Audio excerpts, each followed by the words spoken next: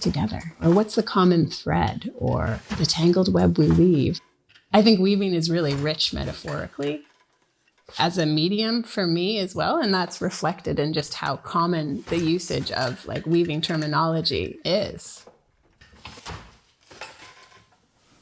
My process is very methodical. And so sometimes I think it's good just to break out of that. I'm trying to do kind of like hazy seascapes where partly based on reality, partly from my imagination.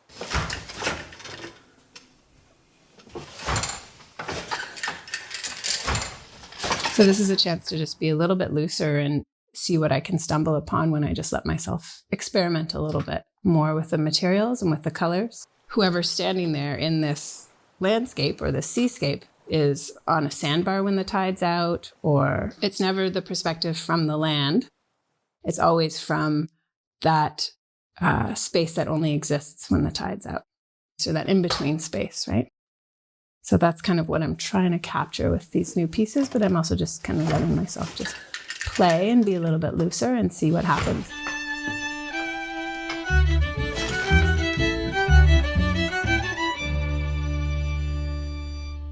So you can see everybody's name on here who owned a lot of land. So this is, I think, 1870s, Meacham's maps. So this is our area. This is Belfast. You got Orwell Bay there. Our little schoolhouse that we live in is on the map. It's right here. A little tiny picture of a schoolhouse. So I've used this quite a lot to kind of compare and contrast a map of this area from the 1800s. And then going on Google Earth and seeing what it looks like today. There's one road that's really close by, Halliday Road, which is just behind Cooper's there. And when my daughter was really little and she would only nap in her carrier, I would literally go for 3 walks a day down Halliday Road. During those walks, I thought a lot about the landscape and the environment and the various landmarks that are there now, landmarks that used to be there that are no longer there. And it just got me thinking about my immediate landscape through time.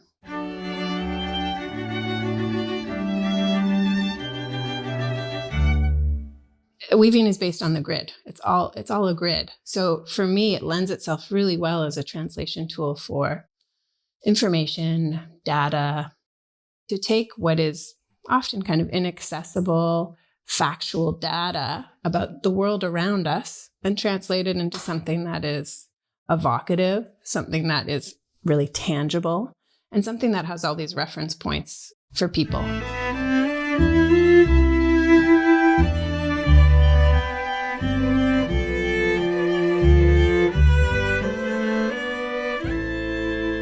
The loom is one of the oldest technologies in the world, basically since we went from hunter-gatherers to like agricultural societies. People figured out how to weave.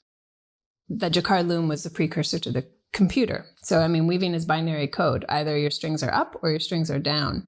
But within what seemed like very limited boundaries of being up and down, combined with the pedals and how many different harnesses you have, you can create multitudes of patterns and structures.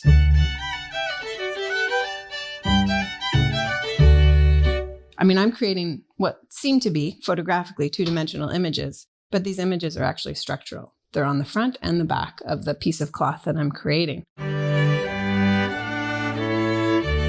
That's what's creating the pattern that our eyes perceive.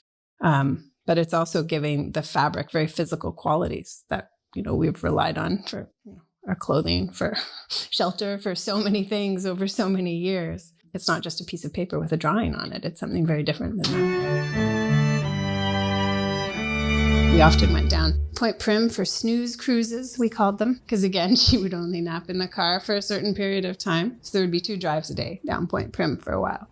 And the pink circles represent the various locations where she would fall asleep. And then the yellow and orange circles, which are a little bigger, are areas where I would get to just park the car and have her sleep and have 20 minutes of quiet to myself with my own thoughts. So they were often places where I had a nice view of the water. So that's why all the yellow and orangey circles are close to the shoreline.